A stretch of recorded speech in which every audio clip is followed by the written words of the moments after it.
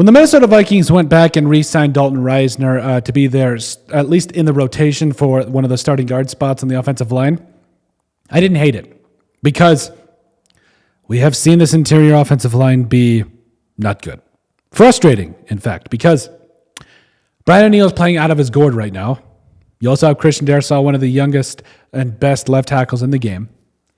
But it's this middle that you're just sitting there on a swing, questioning your life, why you turn on the game on Sundays. And even though the Vikings are 5-0, we're knocking on all the wood, we need this interior offensive line to get figured out. And you can see it. Ed Ingram is getting attacked, straight up attacked by opposing defensive lines. Like, they know he's the weak spot.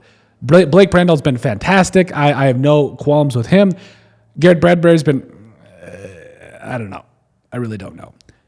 But on the flip side of that, Ed Ingram has been it's been a travesty. He is near the bottom in all categories when it comes to penalties. I think he's allowed like 3 sacks, like 17 pressures. It's just, oh man. Okay. And again, as a former second round pick coming up out of LSU, I understand that you need to play this a little cautiously. You don't want to play it off that you're losing faith in him, but you also don't want to lose Sam Darnold because he gets absolutely leveled because Ed Ingram can't block. I think it's a double-edged sword here. And again, I also understand that Dalton Risner is coming back from a back injury right in the nick of time, coming out of the bye, and they just activated his practice window.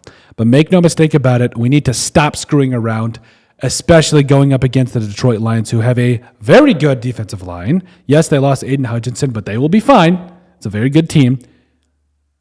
Stop pissing around and start Dalton Risner. Because, again, I understand you have invested a second-round pick into Ed Ingram. But for the love of God, there is too much that rides on this. We've seen Sam Darnold get absolutely obliterated a couple of times in these last couple of weeks before the bye. And I never thought I would say it, but I was actually like breathless seeing him on the ground. Like, I never thought I would say I was breathless seeing Sam Darnold on the ground, but here we are. We got to protect Sam Darnold, and we got to keep running the football. And we're not going to be able to do that with Ed Ingram starting at that right guard spot, or at least he needs to show us something, because the writing's on the wall for the rest of the NFL teams. They know where to attack us. Ed Ingram and Garrett Bradbury. It's pretty simple.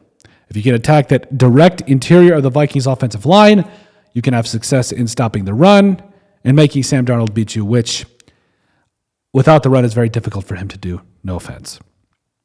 So at the end of the day, I know the Vikings have invested a second-round pick in Ed Ingram, and that does not look good on a resume when you have to potentially give up on him after 3 seasons. I understand that. But we also need to be very realistic in the fact that he is the weakest link on this Minnesota Vikings offensive line, and Dalton Risner is an immediate upgrade. Even though he may not necessarily be good or all-pro status, he's an immediate upgrade over Ed Ingram, and he needs to start immediately. But overall, let us know what you guys think. Make sure you guys like, comment, and subscribe down below. Do the Minnesota Vikings need to start Dalton Risner immediately? And we'll see you on the next video.